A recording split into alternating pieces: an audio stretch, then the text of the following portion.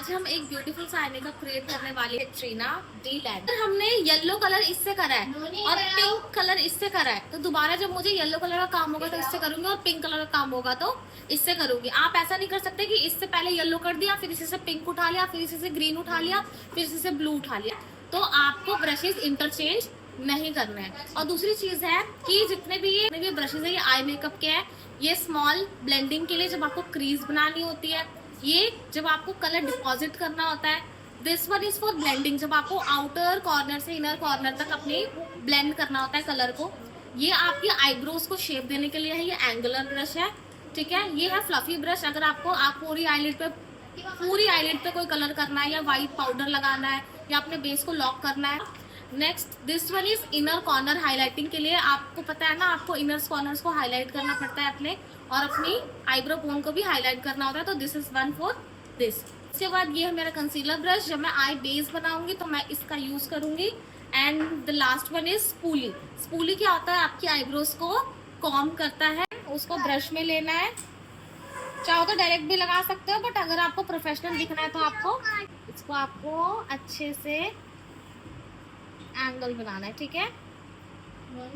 फिर इसी को नीचे लेकर आना है। अब एक और चीज देख लो, आईज पे हमेशा हम लाइट कलर का बेस बनाते हैं, चाहो तो व्हाइट कलर का बेस भी बना सकते हो। बहुत ही छोटा सा ब्यूटी ब्लेंडर यूज कर रही हूँ, आप बड़ा भी यूज कर सकते हो, बट उससे क्या होता है आपके इधर इधर भी लग जाता है वो चीज, ठीक है। तो आपको फिर उसको बाद में क्लीन करना पड़ता है, फिर जो आप सीटीएम करके रखते हो वो भी हट जाता है। तो हम क्या करेंगे, छोटा वाला ब्यूटी ब्लेंडर यूज करेंगे, और ये इनर कॉर्नर्स को ब्लेंड करने के लिए होता है और ये आउटर कॉर्नर को ब्लेंड करने के लिए होता है।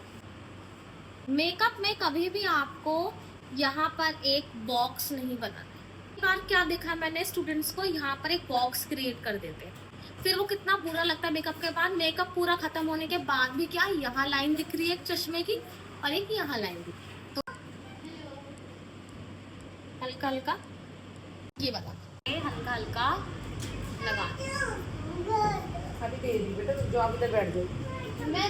क्योंकि हमें थोड़ा सा रेडिश आई मेकअप करना है, इसलिए मैंने सबसे पहले ऑरेंज शेड उठाया है। ऑरेंज हो गया, रेड हो गया, येलो हो गया, ये सब आपके वार्म अंडरटोन। ब्लू हो गया, लाइट ब्लू हो गया, ग्रीन हो गया, ये सब आपके कूल अंडरटोन। पिंक हो गया करेंगे, और ब्राउन। बहुत आपको जब भी कलर को डिपॉजिट करना है तो ब्रश को बहुत पास से पकड़ना है, और ब्लेंड करना है तो ब्रश को दूर से पकड़ना है। अभी मुझे डिपॉजिट करना है तो मैं ब्रश को पास से पकड़ूंगी और इसको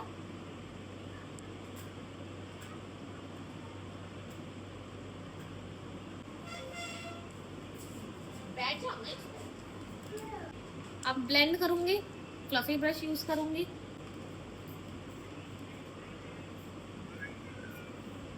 और हमें यहाँ पर एक लाइन भी दिखनी चाहिए, ठीक है।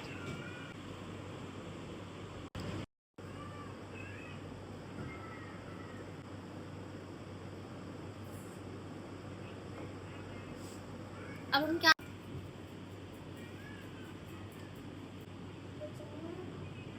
मैंने देखो आईज के बीच में कुछ नहीं लगाया है। क्यों नहीं लगाया है, क्योंकि मुझे कंसीलर लगाना है, मुझे कट क्रीज बनानी है।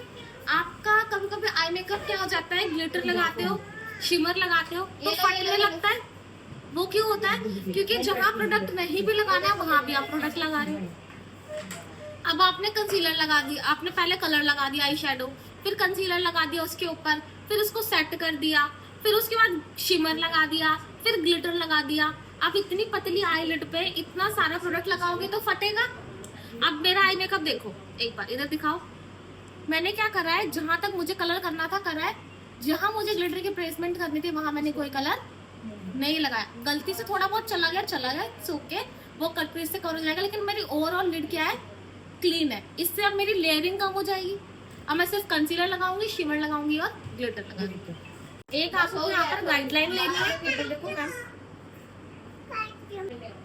गाइडलाइन आ गई। पहले लाइन ड्रॉ करनी है।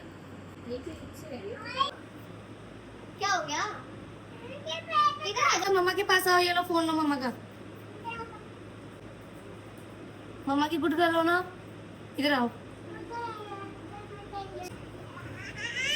इधर आओ। जितना कम हो सके उतना कम कंसीलर यूज करना, भर भर के नहीं यूज करना।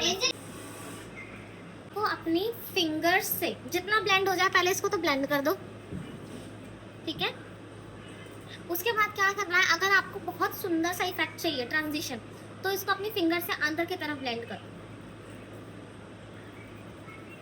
गायब हो गया, हरा हट चुका था, है ना। इसको दोबारा डिपॉजिट करना है। हो गया इसका काम।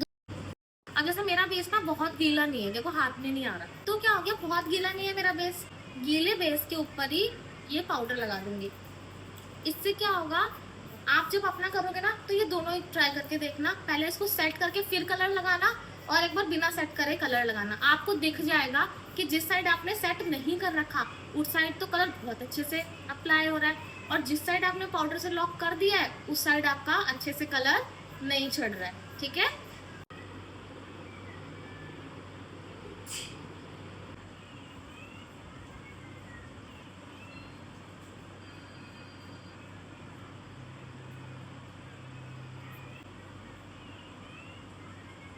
और यही लगा दो।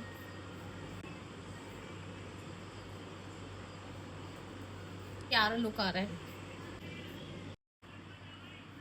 करने वाले हैं एस वैनिटी का प्रेस्ड शिमर है ये, लेकिन इसका इफेक्ट ग्लिटर की तरह है। सो मैं दिखाती हूँ आपको, 2 कलर मिक्स करके लगाऊंगी, और ये ऐसा लगेगा कि आप ग्लिटर लगा रहे हो, लेकिन है ये शिमर।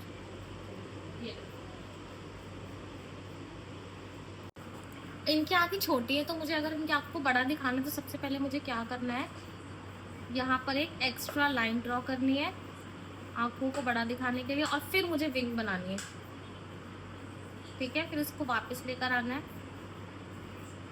और फिर इसे फिल करना है।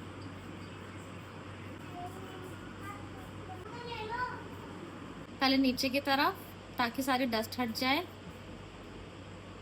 फिर ऊपर की तरफ।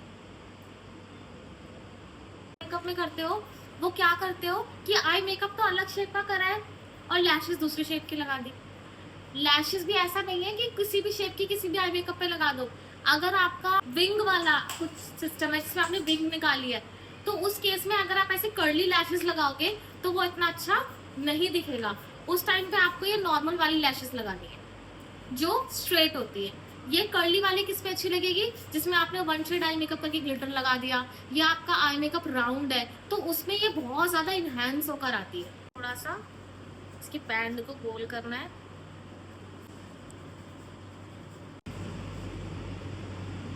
आपके आईब्रोज हल्के हैं बहुत तो ब्लैक से फिल करो, और अगर आपकी आईब्रोज बहुत डार्क है तो उसको हल्का ब्राउन से या फिर ग्रेइश कलर से फिर अच्छे से अपने हाथ पे डस्ट ऑफ कर लिया। उसके बाद एक लाइन खींची बहुत प्रिसाइज सी,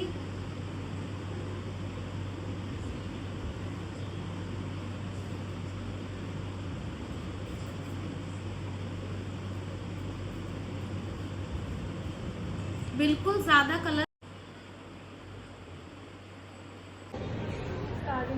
बहुत